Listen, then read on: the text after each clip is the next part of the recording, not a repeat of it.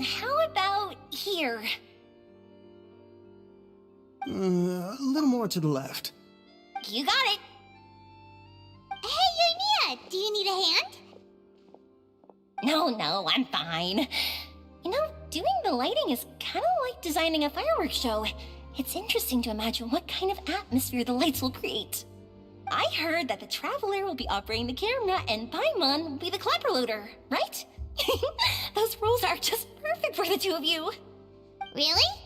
Is that because it'll be easy for Paimon to hold the clapperboard while flying? Well, sure, there's that, but that's not exactly what I meant. I just think that after all your journeys together, you two must have developed a super close bond and just naturally know how to work with each other. If I'm not mistaken, the director will want the cameras rolling as soon as the clapperboard goes clack.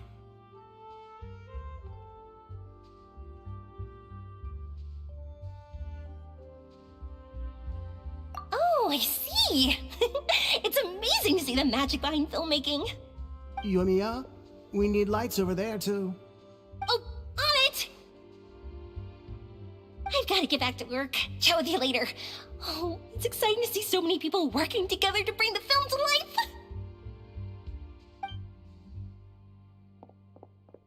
Seems like Yamiya's really getting into it. But she was right. We do have a super close bond, don't we?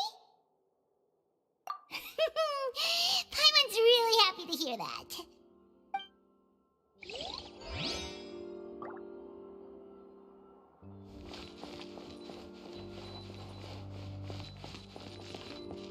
I'm so annoyed.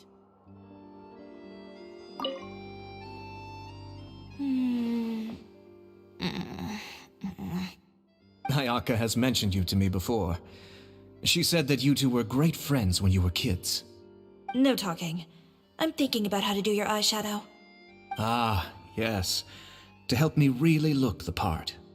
To achieve a more young and naive look for this scene. Are you saying the wrinkles around my eyes are too deep? You just have too much of a calculating look in your eyes. You sure don't mince your words. It seems you really haven't changed much. Quiet.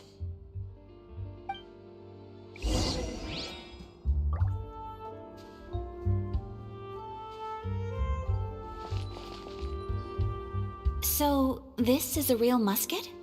No, it's just a prop weapon. Not bad. Have you seen a real musket before? Only in books and newspapers. I made this one based on the relative shape and proportions I saw in reference images. When we're filming, some special gunpowder will be applied around the muzzle, which will help create the flash and smoke effects of a real gun being fired. Which means it'll be up to the actors to portray the recoil. That's right. The sound effects for gunshots will also be added in post-production. Thank you, Veronique. I think I know where to start now.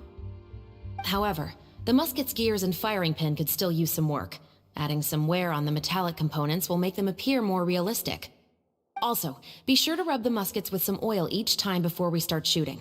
That'll give the impression that the firearms have been well maintained. Good point. You seem to know a lot, Miss Chevres. I assume you use these types of firearms on a regular basis? Yes, I perform routine maintenance on my weapons every day. Just like we as people need to eat and sleep, muskets need to be cleaned and maintained.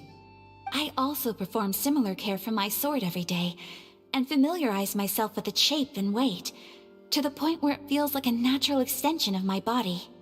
Yes, this way, our weapons will never betray us in the heat of battle. Yes, well said. It seems we have the same philosophy on this topic. Oh, sounds like they found a common interest to talk about.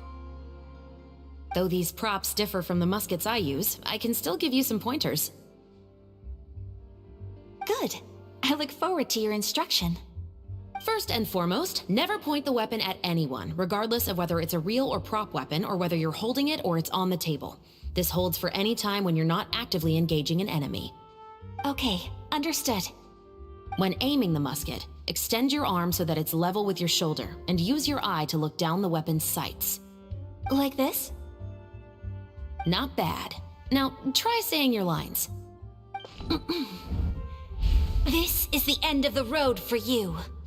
Good. Now turn your body a little. That way, you'll give your enemy less of a target to work with. And relax your shoulders. Here, allow me to demonstrate. This is the end of the road for you.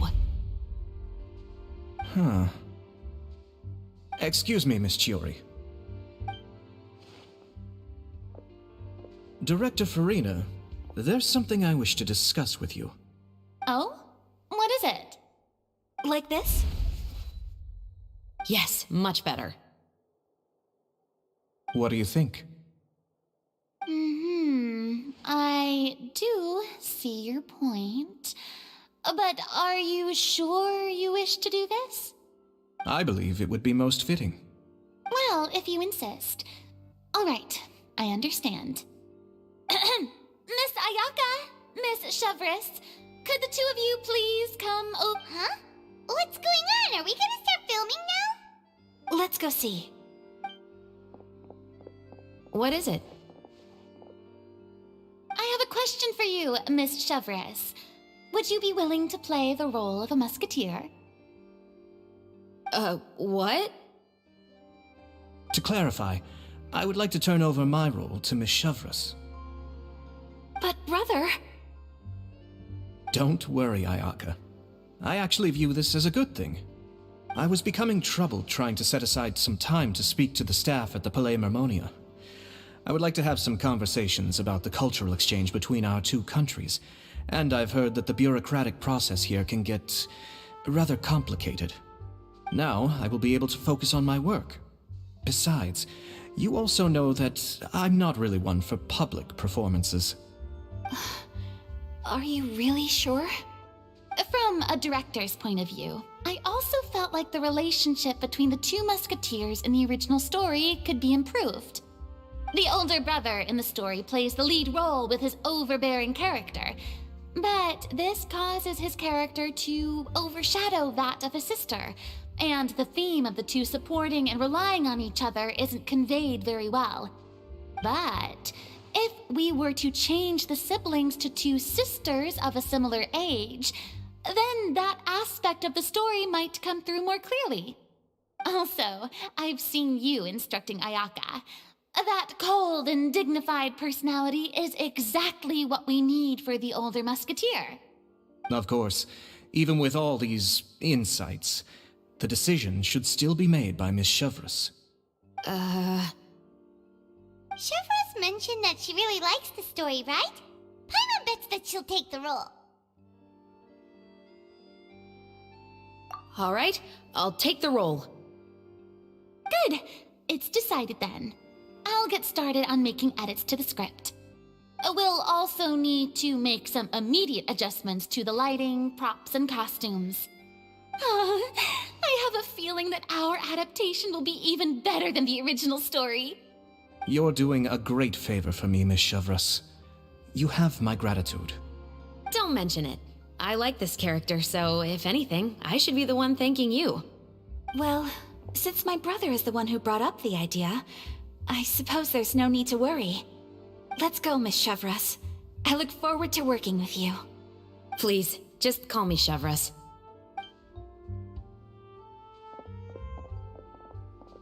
Seems like you're really going out of your way to solve the problem I was having with your makeup.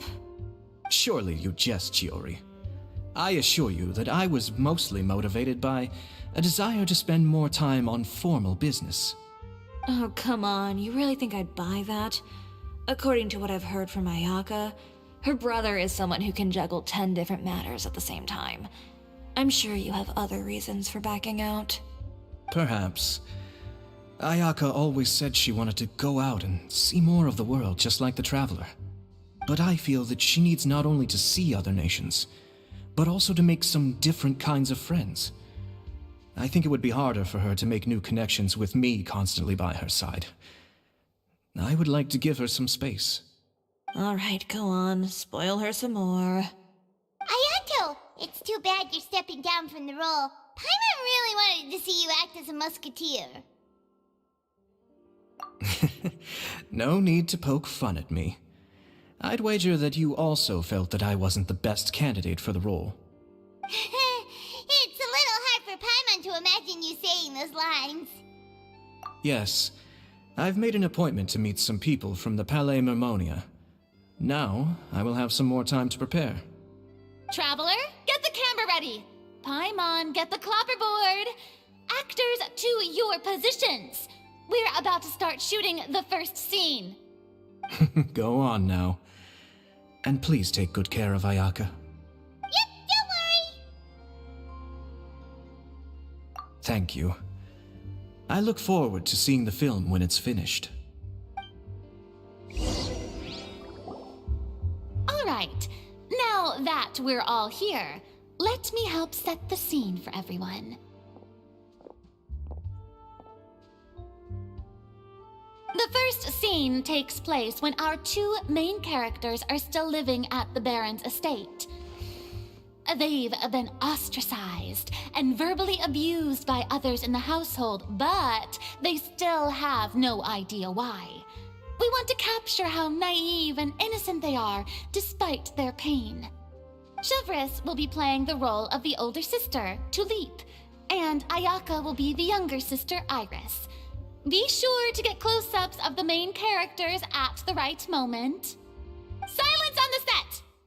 Lights, camera, action! Let's go!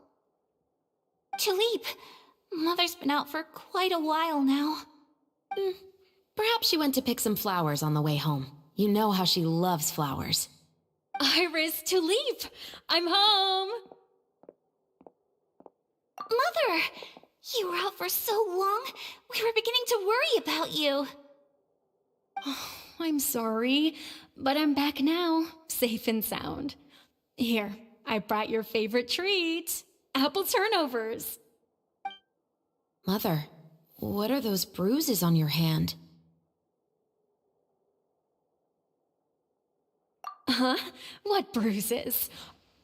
Oh, I must have bumped into something while I was working yesterday. But I didn't notice them this morning. Then perhaps they're from when I accidentally tripped when I was out just now. By the way, did you have fun playing at home? What's the matter, Iris?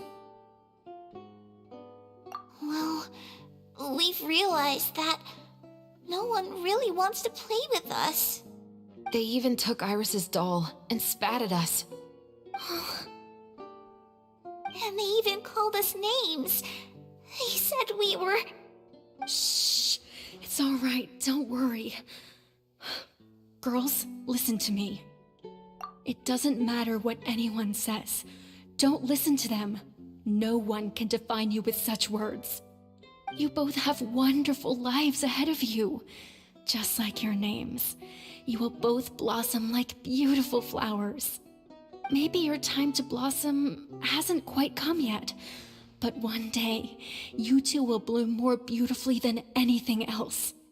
Don't let the soil you're in now ruin your future beauty. Understand?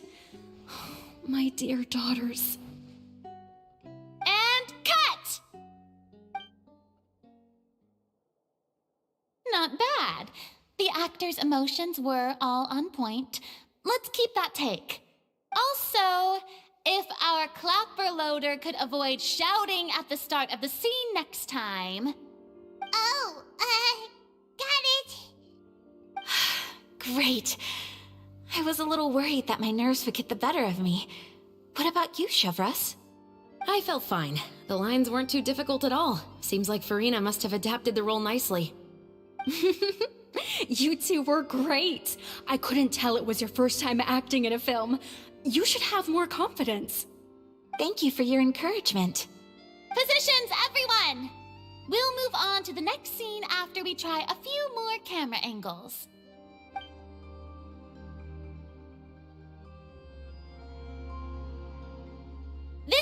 scene is when our two characters return home, only to discover their mother has been murdered.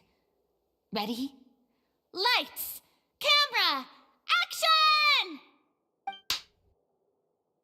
Mother, we're back! Mother?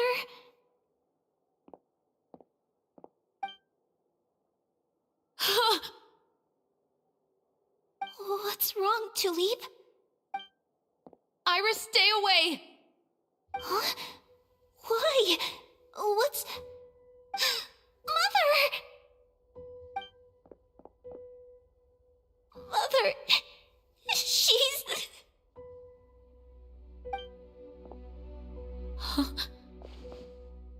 There's poison in this cup. Huh? I could have sworn I've seen this kind of cup before. Those aristocrats. They didn't even try to cover up their actions.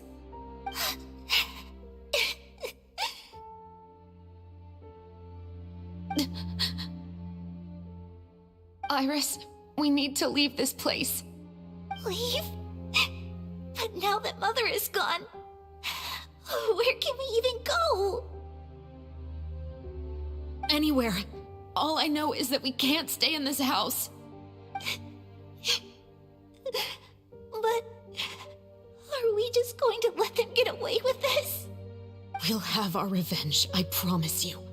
Just not right now.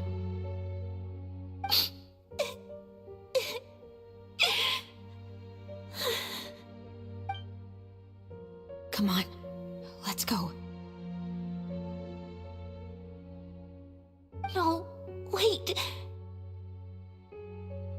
We can't just leave Mother here like this. At least let me leave this rose with her. That's why we went out in the first place. To buy her this flower.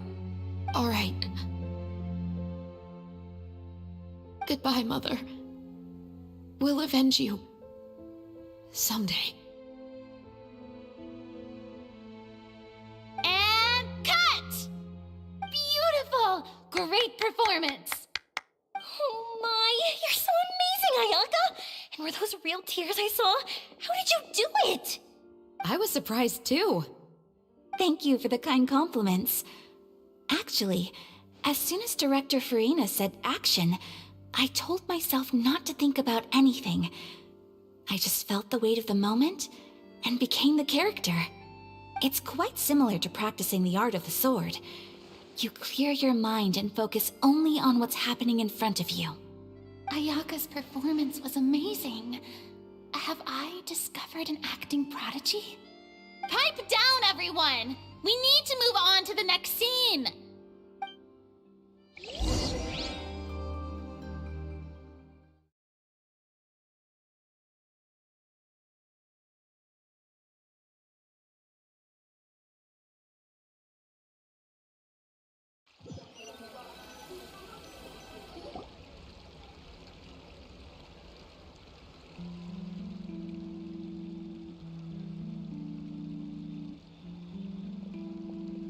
Huh? Are we done already?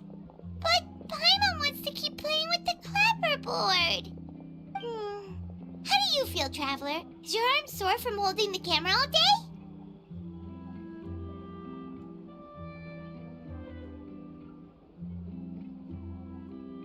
Good work, you two. You too, Shivers. You were quite the actress today. I've read this novel many times before. I have a good grasp of my character's mindset. Anyway, do you remember my request from yesterday? Oh, right! We were having so much fun that Paimon nearly forgot! You have a case where the murders seem really similar to the cases in the novel, right? So, how are they similar exactly? In the story, the main characters grow up to become two musketeers, always using their guns to carry out their revenge.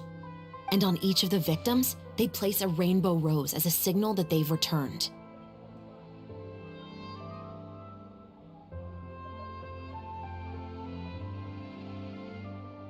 Yes, that's correct. We found rainbow roses just like in the novel. Seems like you're connecting the dots now. Oh, that does sound pretty concerning. Especially after seeing the script today. Oh, now Paimon can't stop wondering what kind of ulterior motive the murderer might have. What do you think, Traveler? You're smart. Paimon wants to hear your thoughts.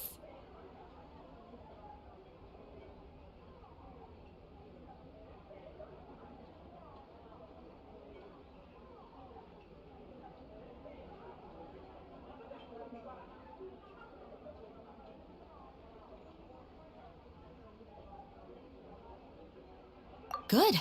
On behalf of Fontaine's Special Security and Surveillance Patrol, thank you for your dedication to justice. There's no time to lose. We should start investigating right away. Follow me. Huh? Right now? But we just got done filming all day. Paimon's so tired. The most valuable intel always comes after nightfall. They are like small, remote islands in the middle of the sea. If you don't stay vigilant, you will pass right by them in the fog. That's how one of my favorite books always puts it, at least. So, where are we going right now? Let's start by checking out some workshops that sell mechanical components. If the culprit is making their own weapons, it's very likely that they'll visit those sort of places.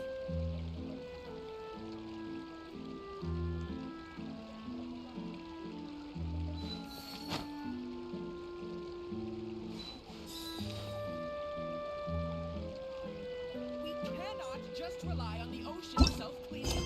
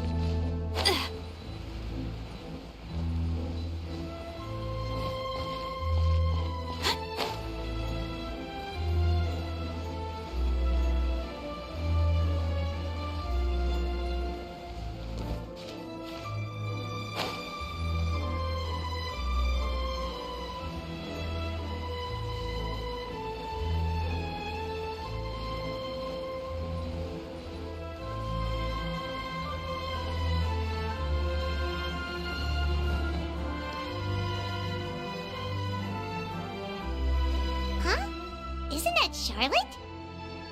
Who's her friend, and what are they chatting about? Be pleased with the cherry on top, Charlotte! Journalist extraordinaire! Please tell me you're joking! I read that a gang of criminals tricked the Gardamex by disguising themselves as blubber beasts. It's true, isn't it? It has to be! I've invested all my savings into graph adversarial technology and even taken out a sizable bank loan. I'm begging you like the beggiest beggar in all of begdom. I need you to calm down a little, Miss Lapine, Pauline.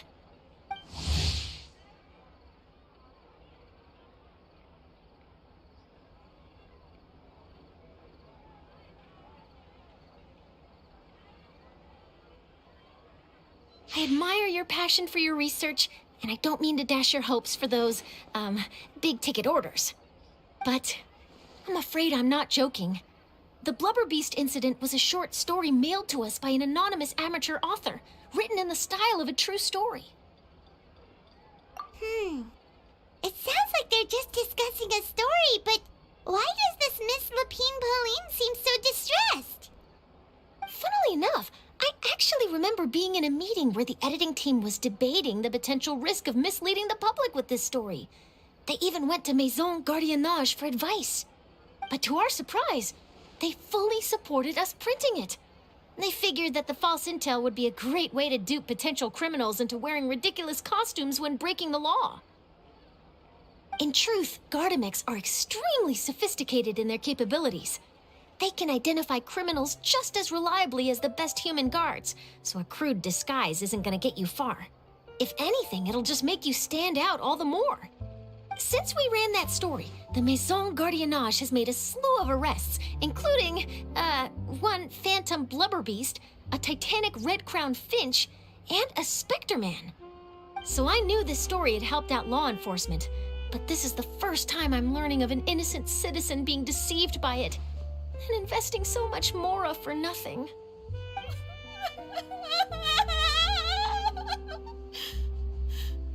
Uh-oh. She really sounds like she's in pain. Paimon thinks we should just ask Charlotte what's going on. Hey, Charlotte! Traveler, Paimon, it's you! I was in the area taking some photos for a story when I got to talking to Miss Lapine Pauline about her research.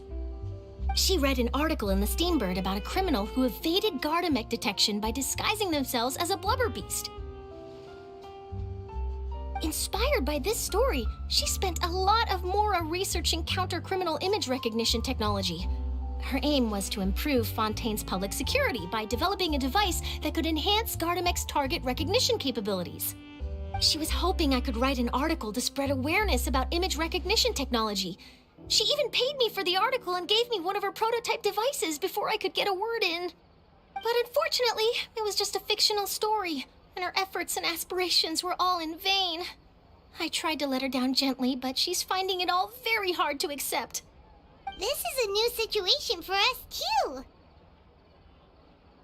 It's such a pity. It seems like the author was only trying to make the story interesting, and the Maison Gardiennage only had Fontaine's best interest in mind. Wait, Miss Lapine Pauline, what are you doing?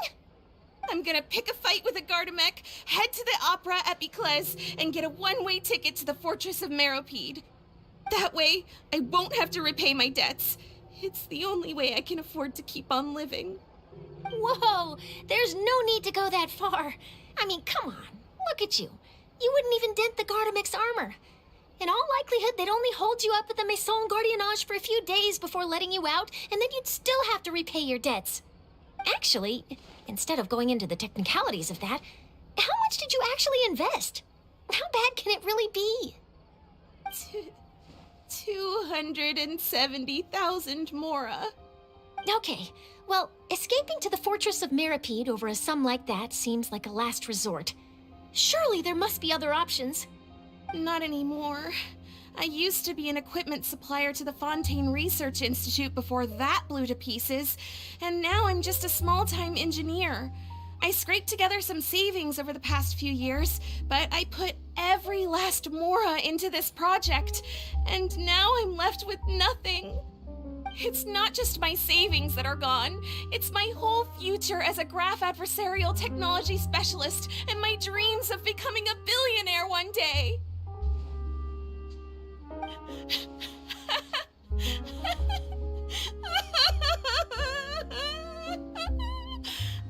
My life is over. Don't despair, Miss Lapine Pauline. I think I know a way for you to turn this around. This prototype you've given me, the camera lens for image recognition sample collection. It's really quite something. You said you designed it specifically for high-fidelity image capture and analysis, yes? The rapid focal length adjustment is a very useful function in its own right. It's sure to make many journalists' jobs much easier. In fact, I'd say it has the potential to revolutionize Fontaine's news media. So your research efforts thus far are by no means in vain. The technology you've developed may have many applications that you've never even considered. Really? Absolutely. I've been working as a journalist for the Steambird for a long time now. No one understands the issues we journalists face on a day-to-day basis better than me. So keep calm, take heart, and start thinking about mass production. In the meantime, I'll show your invention to all my colleagues to drum up interest in your product. I can't believe it! If this is true, then I can look into setting up a whole camera lens development pipeline. My big-ticket orders and billionaire aspirations are still in the cards! Oh, maybe I should consider taking out another loan. That way, I can rapidly improve the lens production process, be the first to market, and prepare to battle for dominance in the camera industry. Come on! Stop daydreaming about your pipelines for a minute. Just take it one step at a time and see how it goes. There's no sense in putting all your eggs in one basket before things are even off the ground. And I can probably speak to some people I know and license my image recognition device to a workshop to raise some funds. I can't believe I didn't think of this sooner. There's no time to lose. I need to get to work. Early bird gets the worm. Can you believe her? She just ran off. Paimon's pretty sure our advice went in one ear and out the other. It's understandable. When inspiration and passion strike at the same time, it's all too easy to throw yourself headfirst into your work and forget about everyone around you. A lot of journalists are the same way when they're first starting out. But don't you worry. I'm gonna write an article on all this, and I'll be checking in on her regularly. Her research has the potential to benefit the entire journalistic community. I'll give her plenty of input to stop her from going down any rabbit holes, and make sure mass production of her lens can begin as soon as possible. It's reassuring to know that you'll be looking out for her, Charlotte.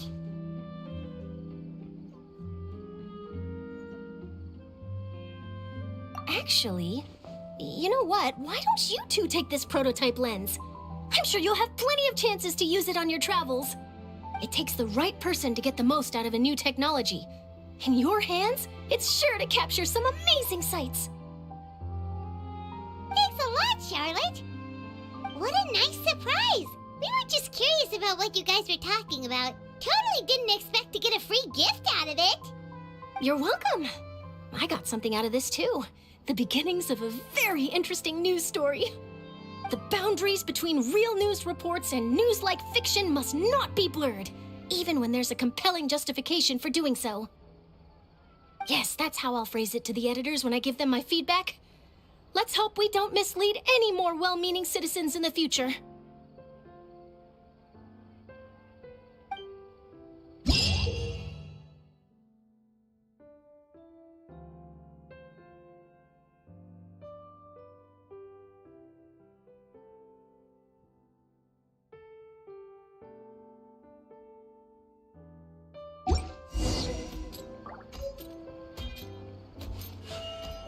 A blade embraces its duty.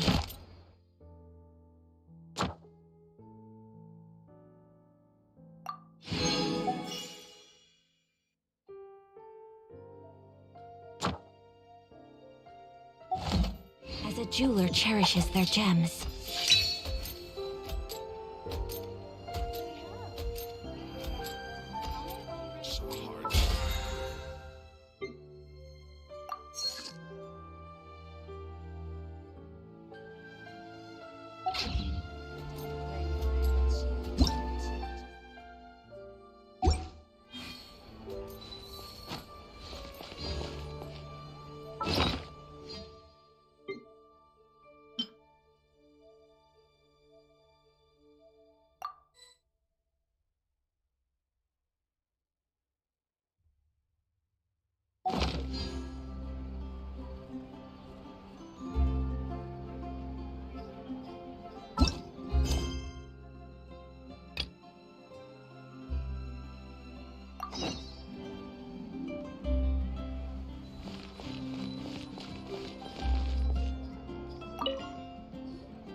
Welcome to Le Show's Clockwork Workshop. How can I help you? Hello. I'd like to know if anyone has purchased some special components lately. Special components? Sorry, could you be more specific? I mean the kind of components that aren't typically used for clockwork toys, but for firearms. Huh? For firearms? No, we don't sell those sort of things here. Don't misunderstand. I'm not here to cause any trouble. We are merely investigating a case, and we're hoping that you could cooperate. Well, to be completely honest, I'm not even sure what kind of components that would entail. Has anyone ever purchased components here as an individual rather than on behalf of an organization? We have a lot of customers who buy toys, but those who buy components are all regular customers who buy in bulk on behalf of their organization. Is that so? I understand. Thank you for your cooperation. You're welcome. It's the least I can do.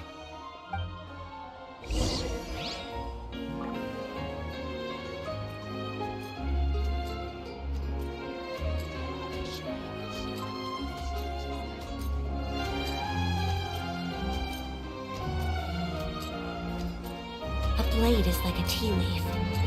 Only those who sample it many times can appreciate its true qualities.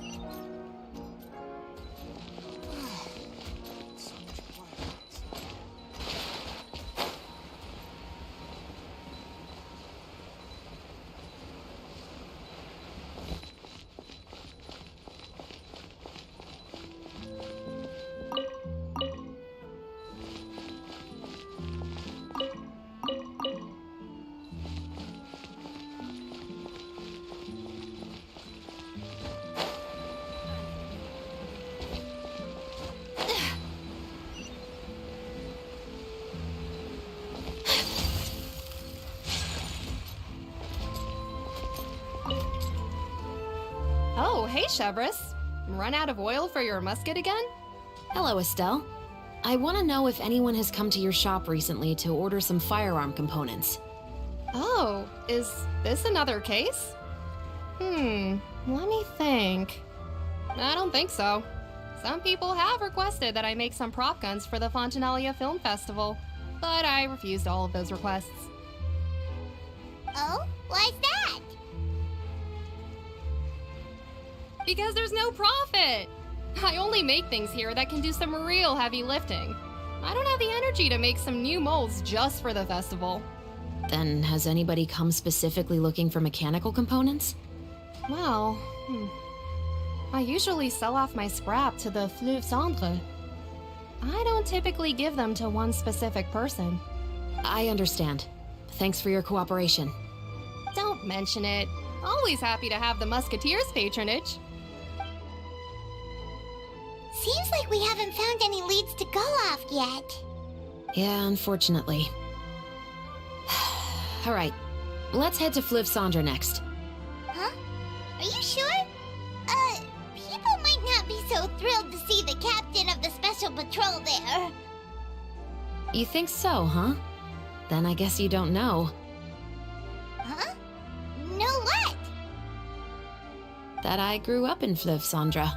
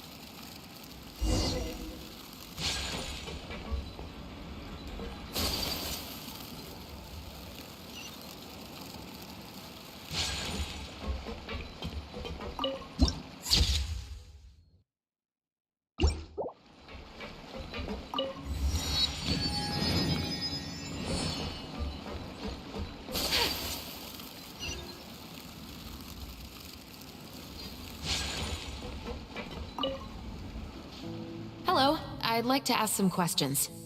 I don't know anything. Don't worry, I'm not here to arrest anybody. You say that now. It's the truth. Here, take this as my guarantee.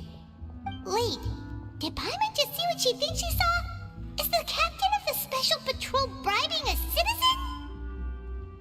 Seems you're different from the other guards. What do you want to know? Have you heard anything related to muskets in Fleuve Cendre lately? Anything at all? Muskets, huh? All I know is that about 2 weeks ago, we started hearing some loud noises at night. So loud that it's been waking me up. Were they gunshots? Possibly. It's hard to tell around here. Someone's house collapsing, a pipe exploding somewhere, it's all the same. But the noises I'm talking about definitely happened after I fell asleep. Do you know where the noises were coming from? I don't remember clearly.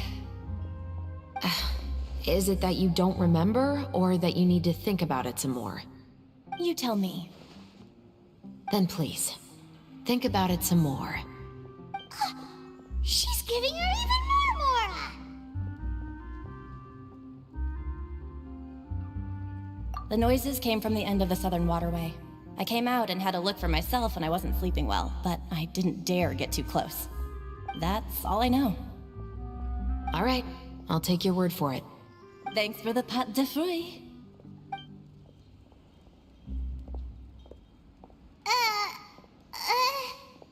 No need to be surprised. I grew up here, remember? I know how to get people around here to talk. Seems you catch on pretty quick. Now then, let's keep going.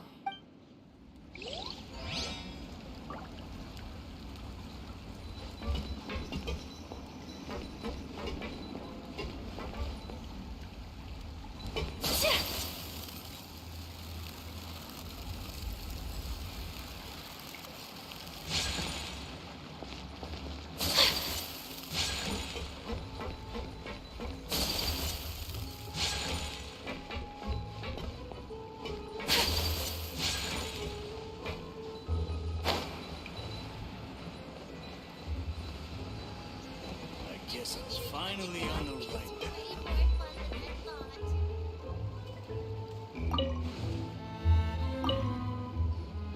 It's been a while, Tetro. Please, just get on with your request. I want to know if you've heard anybody talking about muskets lately. Information isn't free, you know. I've heard that bandits have been extremely active in the countryside recently, and they've been affecting the delivery of goods to Poisson. I can allocate some more manpower to help out with that problem. What do you say? You're still as helpful as ever. One of our men got drunk at dinner about a month ago and lost his gun. 3 days later, it turned up in the corner here. What's weird about that? He just forgot where he put it, right? This is Fleuve Cendre, my friend. Anything of value left in the tavern won't ever make it to the next day. But that gun turned out to be an exception. It didn't get any new wear and tear on it, and didn't even appear to have been fired. We were quite mystified as to what could have happened. I suspect it came back because the weapon was already known to the guards. You mean, a criminal was afraid the Marechaussee Phantom would use the shot marks to track them down? Maybe. But if that's the case, the culprit really took great care to avoid getting caught. I didn't say anything about a criminal. In Fleuve Cendre, knowing who was killed is as easy as knowing what clothes you're wearing today. It's the guy living in the east side, isn't it? I've never liked him. Every time he's here, he just orders a drink and sits there with a nasty look in his eyes. So, who was the one who lost the gun in the first place? Don't bother. Even if you ask, he wouldn't admit to owning a gun to some strangers. Not to mention the captain of the Special Security and Surveillance Patrol. He's right. I know you grew up here, Chevres. Even though you're on good terms with the Spina, you've still been gone too long. Not many people know you here now, and a lot of people don't like the Special Patrol. I know. So take my advice and don't show your face too much around here. It's for your own safety. I'll come and go as I please. and I'm afraid I'll be appearing more often due to my work. All right. Don't say I didn't warn you.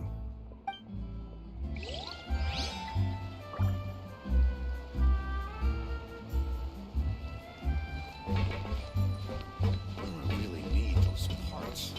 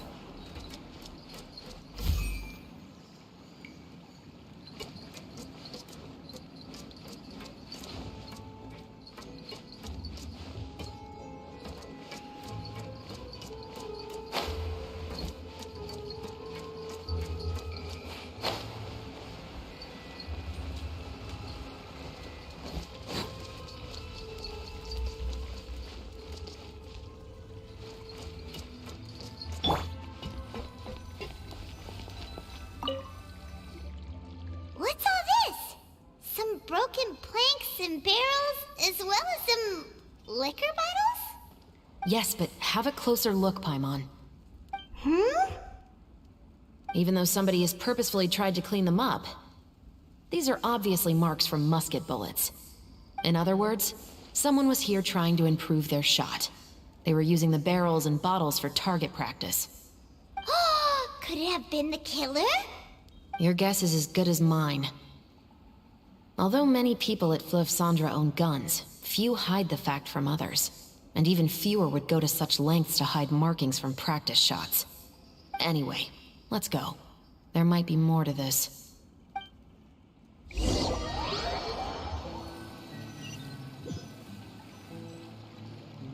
Seems like that's all we'll be able to uncover for today. Paimon feels like we managed to learn a lot more here than up on the surface.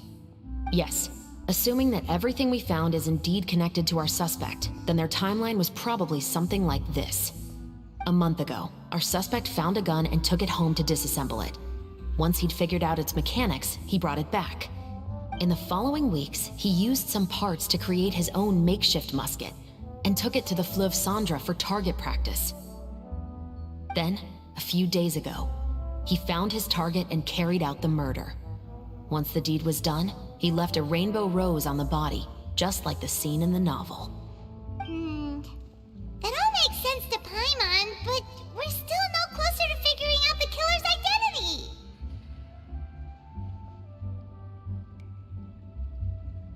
The deceased was a resident of Fleuve Cendres. It's said that he was a poor, solitary man. Yeah, that's also something I'm trying to figure out. If we are indeed following the novel, and there's a story behind the murder, then this murder should be an act of vengeance. But according to our investigation, the deceased didn't have any enemies. He was no saint, but no one's heard of a rival who hated him enough to shoot him dead, much less care to leave a rose on his body. What message is the killer trying to convey, and to whom exactly? We've thoroughly investigated that possibility. He claims to have spent the whole day at the Opera House on the day of the murder, and the staff there have confirmed his account. Okay, so he has an alibi. Not only that, he lacks a credible motive as well. He has a family of his own, and both of his parents are still alive. I've looked into his records. He was adopted at the age of 6, and all the proper procedures were followed. There are also records of him at an orphanage before then. In the story, the mother of the two musketeers was murdered after the children turned 10. Of course, he could have changed the children's ages, but I don't want to assume anything without evidence. More importantly, I've also had a chat with him in person. He didn't seem like the kind of person who would pull the trigger to kill a man. Then, what should we do now? We have all this new information, but it doesn't help us move forward. Investigations take time. I didn't expect us to catch the culprit in just a single day. How about this? Let's spend the next few days filming with the crew. We can continue the investigation once we're done with the film. I'm sure that given time, new leads will present themselves. Wait, but weren't you saying intel is like small, remote islands in the middle of the sea just a moment ago? Wouldn't you just miss them if you were to stop looking? Ah, but the book had more than one reference to the islands, Paimon. Oh? What else did it say then? As long as you spend enough time sailing through the fog, you'll eventually come across an island.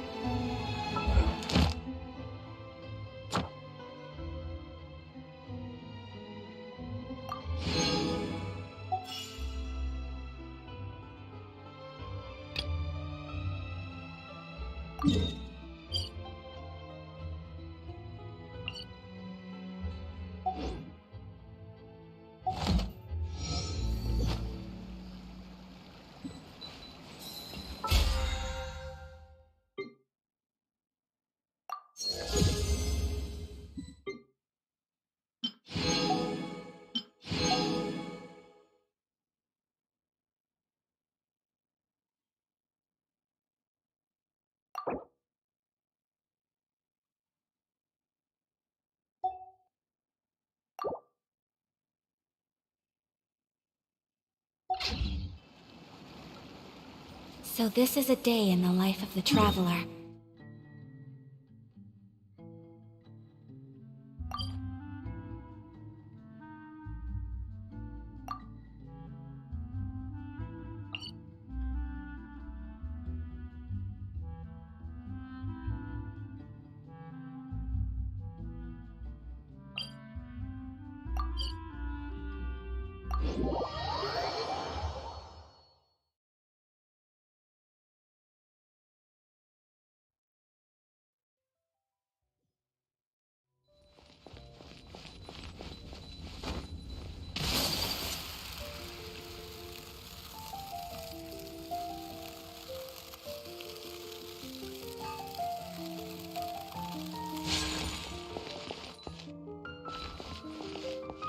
Ad Astra Abyssosk.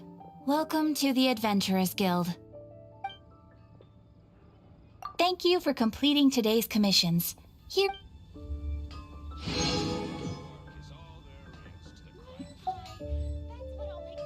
Ad Astra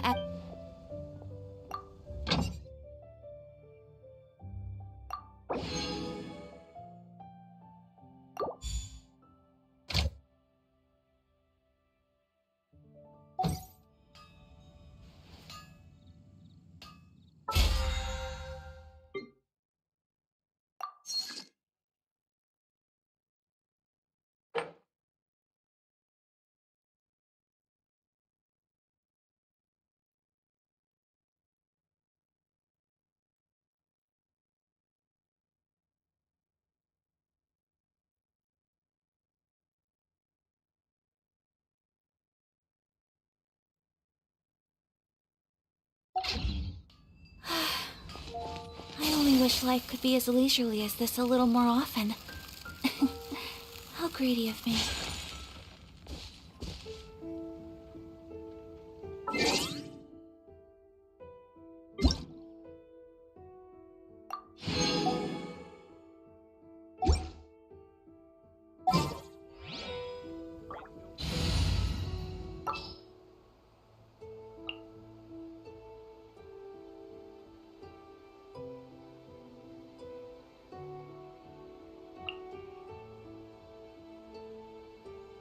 I want to help.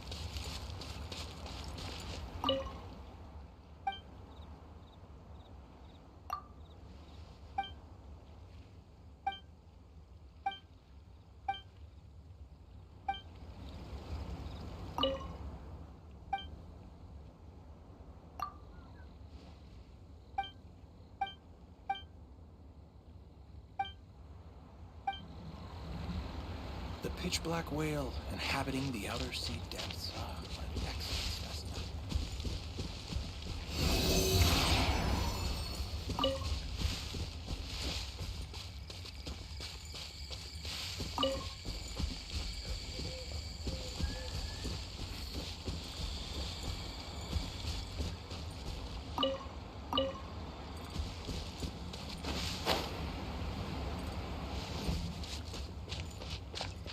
Animal test 6308.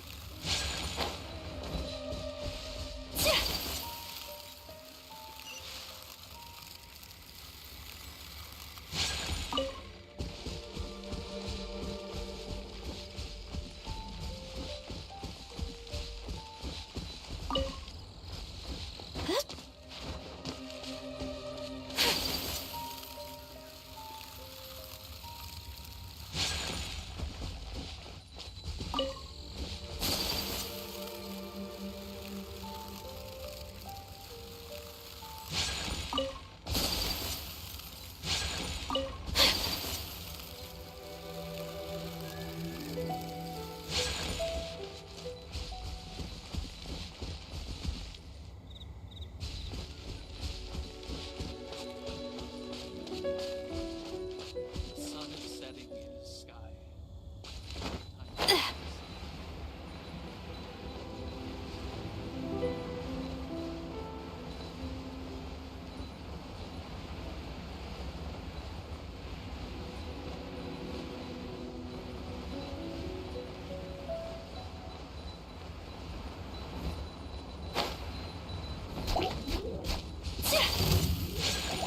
Whirling snow.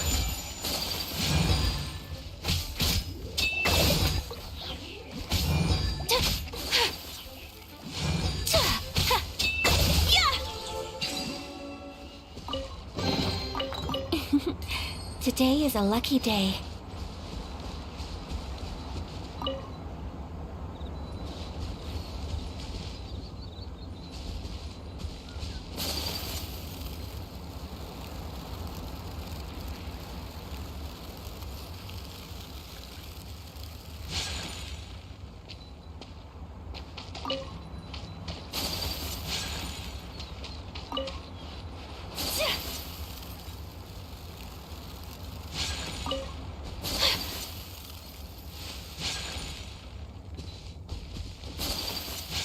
My apologies.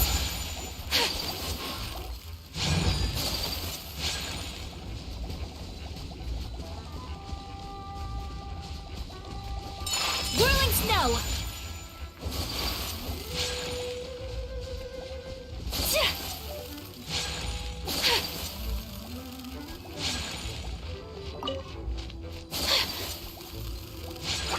Yeah. Ah! My apologies.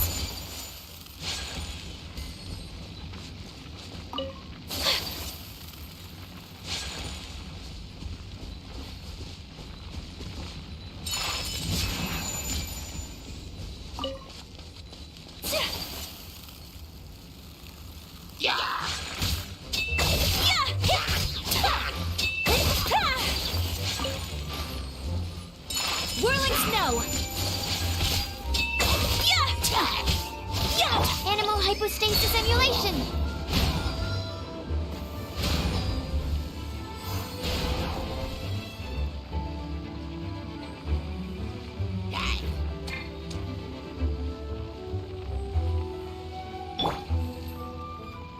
Sakura swirl.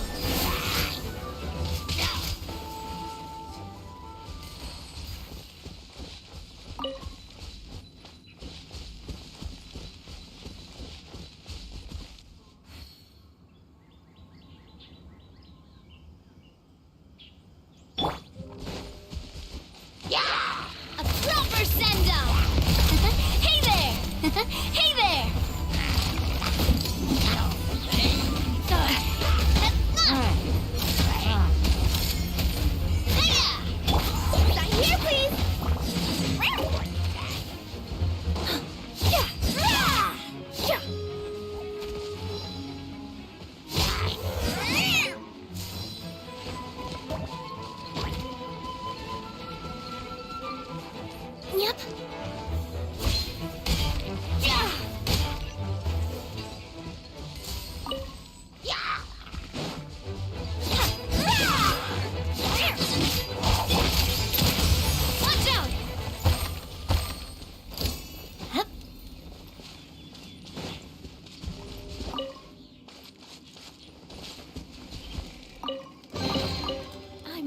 loathing this treasure hunt.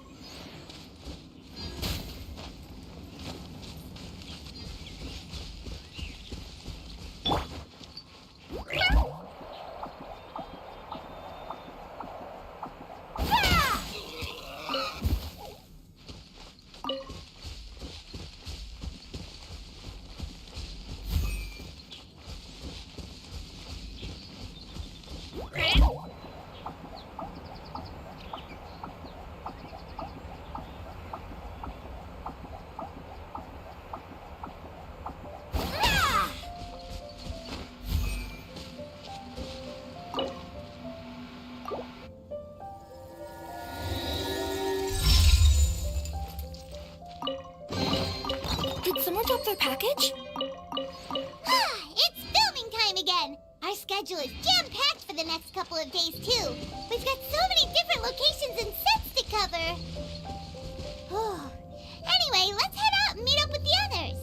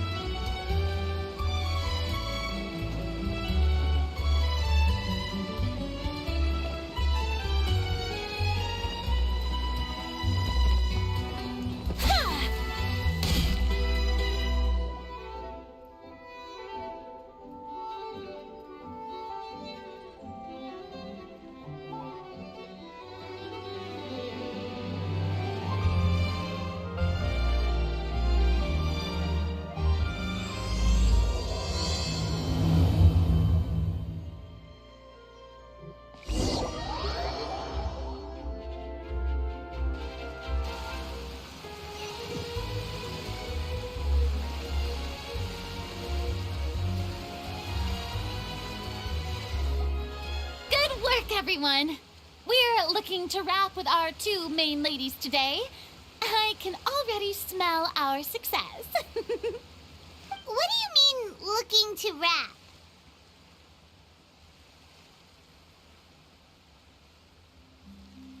Oh, aren't you the expert now? This upcoming scene is the two musketeers' final confrontation with the Baron. There will be quite a bit of action, but no choreography beyond what we've already rehearsed. Anyway, get ready. Lights, camera, action! The view is beautiful tonight. It reminds me of that fateful night 10 years ago.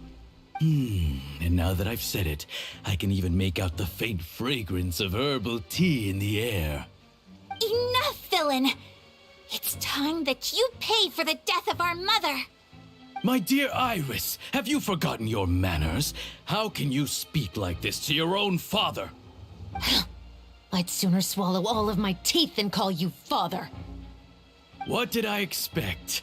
Seems the daughters have turned out to be just as obstinate as their foolish mother. In this world, mora and status is everything. She thought she could blackmail me using her children and force me to grant her recognition and concessions? Ah, how naive can a woman be? Mother never asked a single thing of you. All she wished was for us to live a peaceful life, just like the others. It was you who personally brewed the poison of prejudice and sent Mother to her death. Compared to that deadly poison, the 2 bullets that will soon pierce through your heart will be like sweet mercy. And that's exactly why I said you're just as naive as her. Did you really think 2 muskets would be enough to defeat me? So let's see. What is stronger? Mora and power, or the 2 muskets in your hands? Get them! Tulip! There are too many of them! It'll be okay. We'll cover each other, Iris. And Mother will be watching over us, too.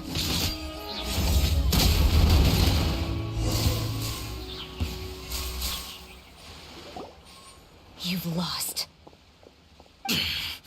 To think I'd lose to my own 2 kids.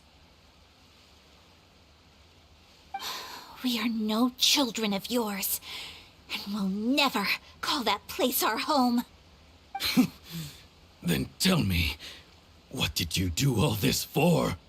You lost your mother, and will soon kill your father as well. What will you gain in the end, other than sentences for your crimes? We will gain our long-awaited justice.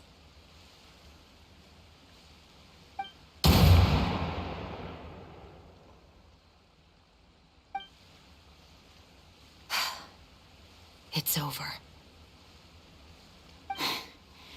Finally, it's over.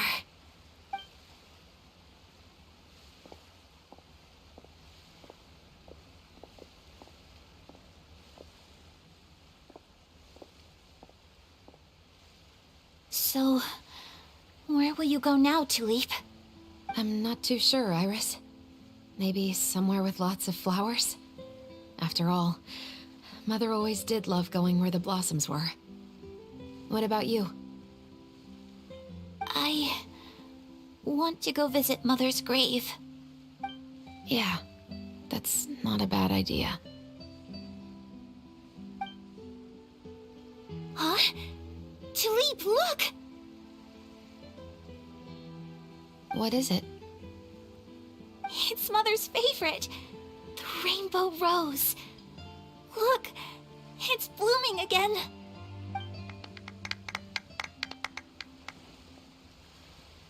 Excellent! That was beyond mesmerizing. Even I didn't expect the scene to go so well. And we got it in a single take. All right, everyone. We've got a wrap for Tulip and Iris. Congratulations, Ayaka and Chevres! Thank you. I didn't expect our parts to wrap so quickly. I wish I could savor the experience for just a bit longer. Paimon totally understands. Paimon's not ready to say goodbye to the clapperboard either. Filming has really been a lot of fun. You were great too, Chevres. The way you said, long-awaited justice. It gave Paimon chills. That is indeed my favorite line in the whole book. I still remember trying to act it out in my room the first few times I read it. Whoa, Paimon would have never guessed you're that type. Who doesn't like stories where the guilty are punished and justice prevails over evil? Don't forget, I'm the captain of the Special Security and Surveillance Patrol. Captain, I have something urgent to report. Please excuse me, everyone. I'll be back in just a moment. It's okay, don't worry about us.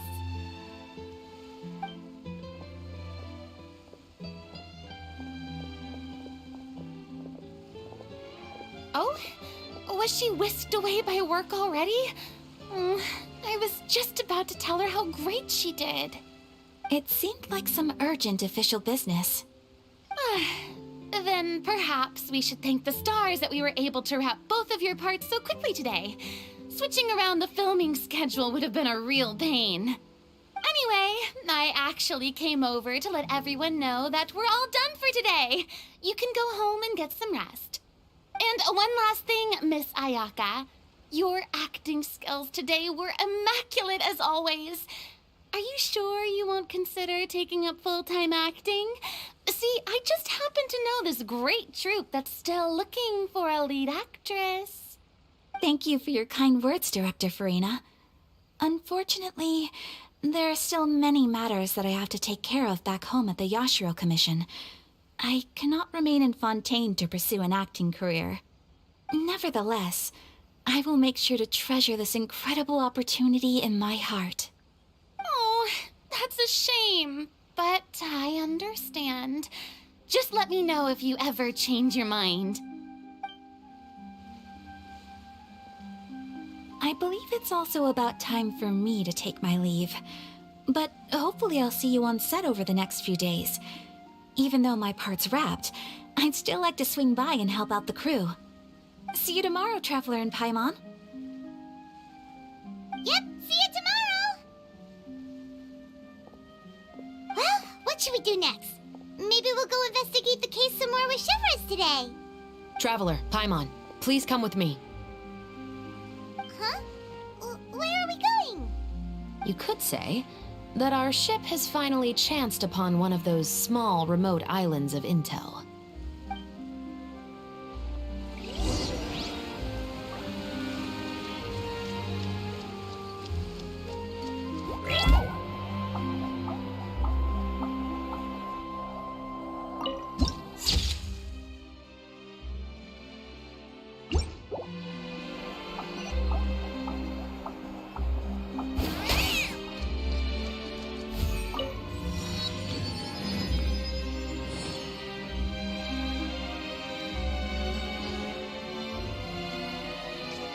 Seems like the stories here never have a happy ending.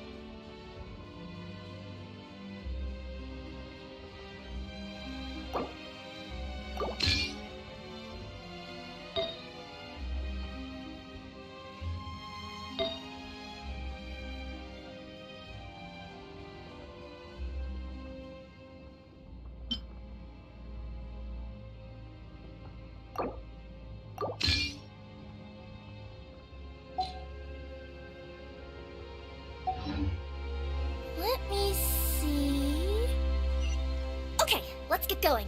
The next location on my list is really far away.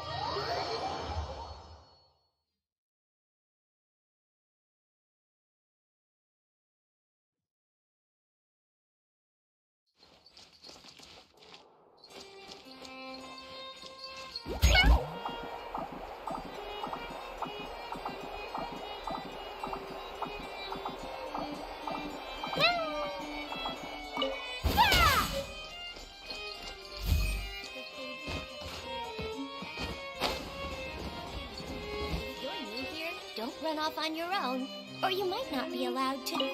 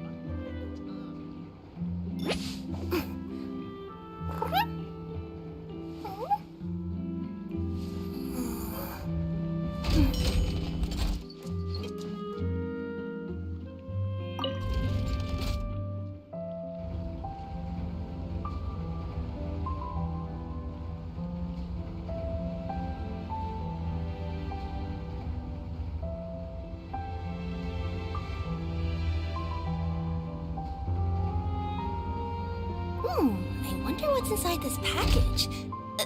No. No peeking at my customers' stuff.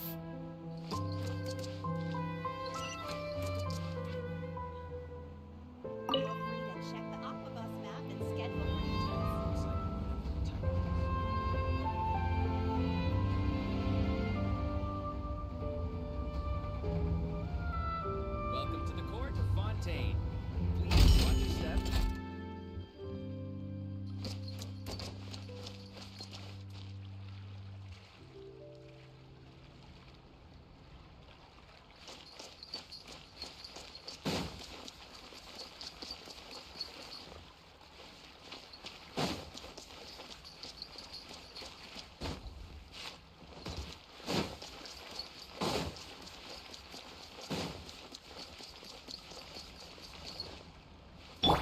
Welcome to the court of Fontaine.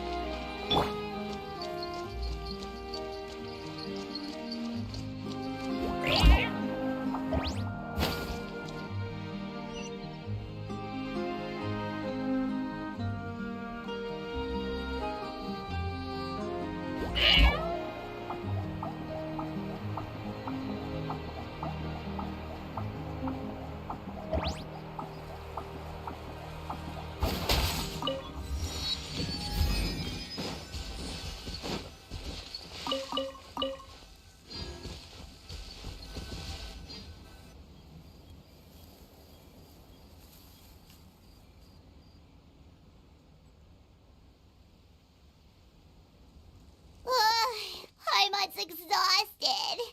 Paimon... Chevrolet, why did you take us here? Affirmative. It wasn't anything conclusive, but it should show us a clear way forward. Have you ever heard of someone by the name of Emily? Oh, you mean... Of the murder. I sent it to her. After all, she's probably the foremost expert on flowers and scents in all of Fontaine.